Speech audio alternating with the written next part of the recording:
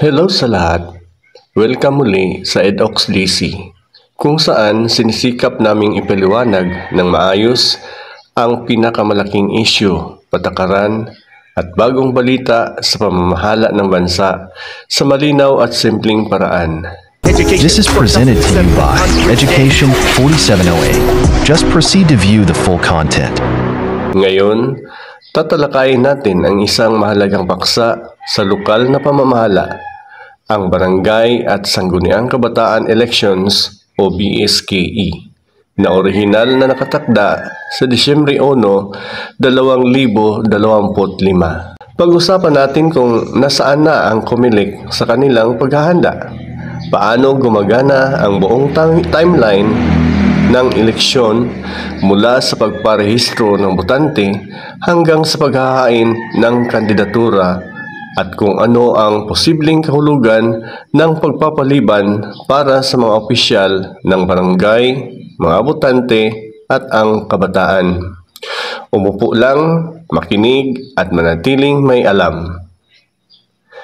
Una, bakit nga ba mahalaga ang eleksyon sa barangay at SK? Ang mga barangay ang pinakamaliit na unit ng pamahalaan sa bansa, ang inyong pinakamalapit na lokal na gobyerno. Ang mga opisyal ng barangay ang namamahala sa mga pangunahing serbisyo, kapayapaan at kaayusan, mga health center at mga proyekto sa komunidad. Ang mga konseho ng SK sa kabilang banda ay nagbibigay ng boses sa mga kabataan sa lokal na pamamahala. Ang eleksyon para sa mga posisyong ito ay paulit-ulit nang ipinagpaliban sa mga nakaraang taon na nagpapahaba sa termino ng mga opisyal ng barangay ng higit sa 3 taong mandato. Maraming komunidad ang tumitingin dito bilang panghihimasok sa demokratikong pagbabago sa mga lokal na antas. Kaya ang eleksyon sa Disyembre 1, 2025 ay napakahalaga. Ito raw ang magbabalik sa nasabing cycle, maliban kung baguhin itong muli ng bagong batas.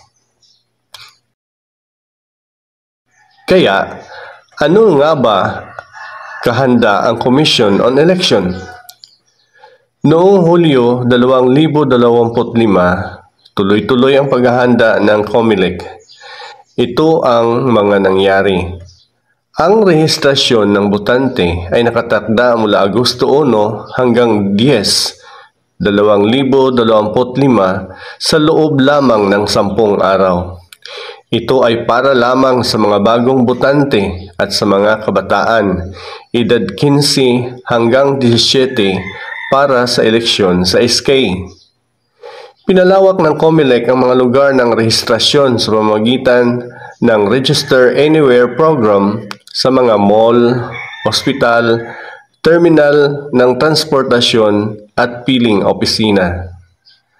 Para sa pagpaplano ng presento, inaayos ang pagpapangkat-pangkat ng mga presento ng botohan. Hindi tulad ng midterm election noong Mayo 2025 na napapangkat hanggang sa 1,000 botante bawat presento. Ang eleksyon sa barangay ay gagamit ng mas kaunting pagpapangkat, mga 400 botante bawat presento para mas maayos ang daloy. Sa bahagi ng logistic at mga supply, ang mga regional na opisina ng COMELEC ay nag-iimbentaryo at nag-o-order na ng mga kahon ng baluta, porma at hindi matanggal na tinta.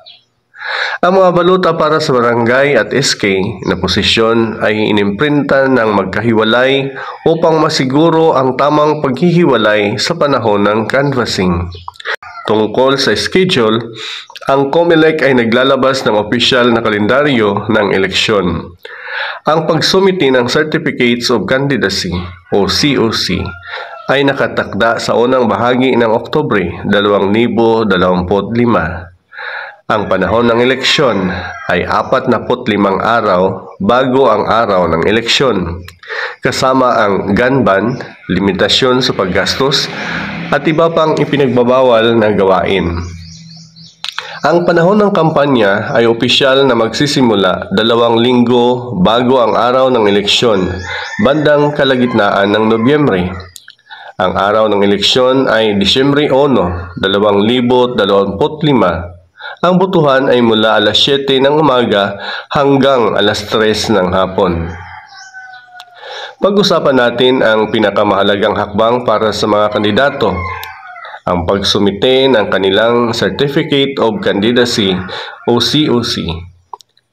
Ang mga kandidato para sa kapitan ng barangay, barangay kagawad, SK Chairperson at SK Kagawad ay kailangang personal na magsumite ng kanilang COC sa kanilang lokal na opisina ng COMELEC sa loob ng opisyal na panahon na karaniwang tumatagal ng 5 araw. Ang mga kinakailangan ay kinabibilangan ng isang kompletong COC form, patunay ng edad, lalo na para sa SK, kung saan ang edad na pinapayagan ay mula 18 hanggang 24 na taong gulang para sa SK Chairperson at Kagawad, patunay na paninirahan sa barangay at walang nakabinbing disqualification o paglabag sa term limit. Ang COMELEC ay magpo-post ng huling listahan ng mga kandidato mga 1 buwan bago ang araw ng eleksyon. Kapag naisumiti na ang mga COC, ang pagpapalit ay pinapayagan lamang sa limitadong mga sitwasyon tulad ng pagkamatay o pagiging incapacitated hanggang tanghali ng araw ng eleksyon para sa mga independenteng kandidato.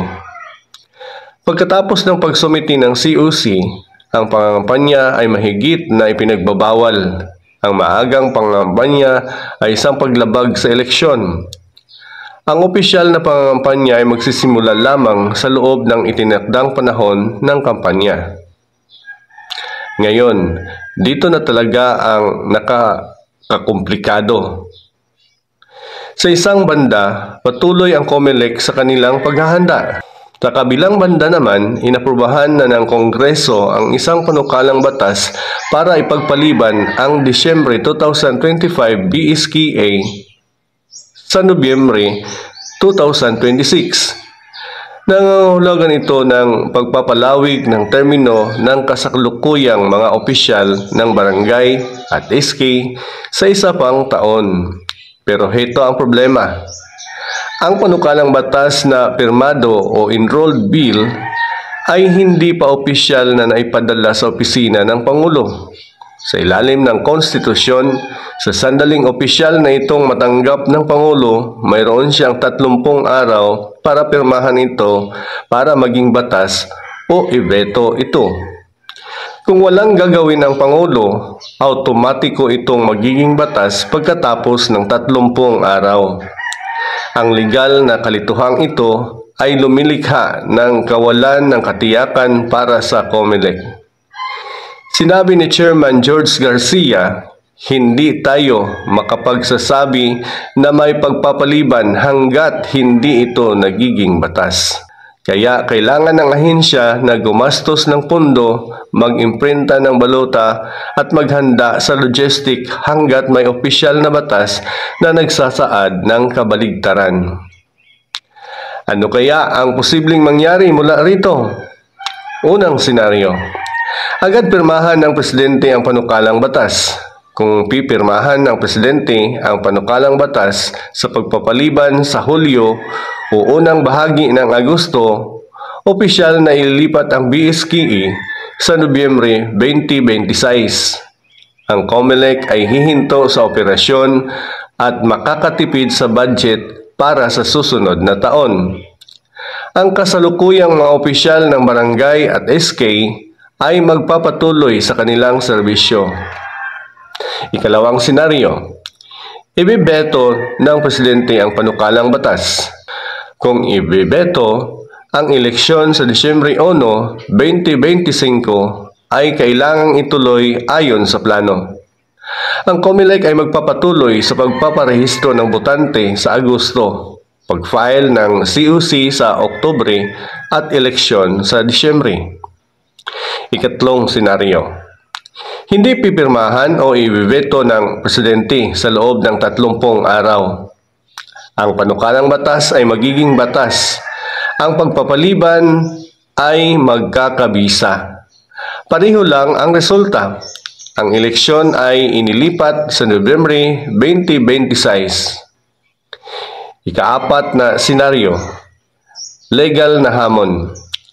Kung hahamonin ng mga grupo ang bagong pagpapaliban sa Korte Suprema na nagsasabing ang paulit-ulit na pagpapaliban ay lumalabag sa karapatan ng mga botante sa regular na eleksyon, maaari itong makagulo sa pagpapatupad.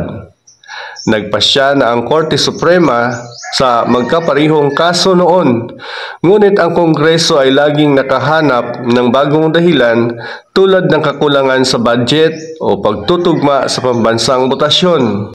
Sa ngayon, walang malaking petisyon ang naisampa, ngunit ang mga grupo ng advokasya ay nagbabantay. Ano ang ibig sabihin nito para sa iyo at sa iyong barangay? Kung matuloy ang eleksyon, maghanda, magparehistro, kilalanin ang iyong kandidato at bumoto ng maayos. Kung ma-postpone, ang parihong mga leader ng barangay ay mananatili ng mas matagal sa kapangyarihan. Mabuti para sa pagpapatuloy sa ilang kaso, ngunit isang nawawalang pagkakataon para sa bagong pamumuno sa iba. Ang paglahok ng kabataan ay naantala muli kung ang SK ay ipagpaliban. Maaring tumaas ang lokal na tensyon sa politika dahil maraming mga aspirante ang gumugugol ng oras at pera sa paghahanda para sa 2025. Kaya naman, hinihimok ng mga grupo ng tagamasid ang isang malinaw at napapanahong desisyon upang maiwasan ang pagkalito. Ngayon, sa pagtatapos, ang COMELEC ay puspusan ang paghahanda para sa Disyembre 1, 2025 na eleksyon sa barangay at SK. Samantalang ang Kongreso at Malacanang ay nagdidesisyon kung ito ba ay ipagpaliban sa 2026. Kung ikaw ay isang botante, tiyakin na rehistrado ka. Kung plano mong tumakbo, ihanda ang iyong mga dokumento at bantayan ang mga anunsyo sa COC. At kung mahalaga sa iyo ang malinis na eleksyon, manatiling updated at ipamahagi ang mga napatunayang balita. Ito si EDOXDC, ang inyong channel para sa paliwanag sa mga pulisiya na humuhubog sa ating komunidad. Kung nakita mong nakatutulong ang bidyong ito, huwag kalimutang mag-like, mag-subscribe at mag-share. Mag-comment sa ibaba sa iyong palagay. Ang BSK Iba ay dapat ituloy ngayong taon o ipagpapaliban muli. Salamat sa inyong pakikinig at hanggang sa susunod na pagpapaliwanag. Basta malinaw, walang iba, EDOXDC.